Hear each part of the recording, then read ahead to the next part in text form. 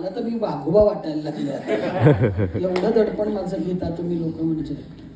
पण खरं सांगायचं तर ना, प्रत्येक कलाकार एखाद्या चांगल्या स्क्रिप्टच्या शोधात असतो.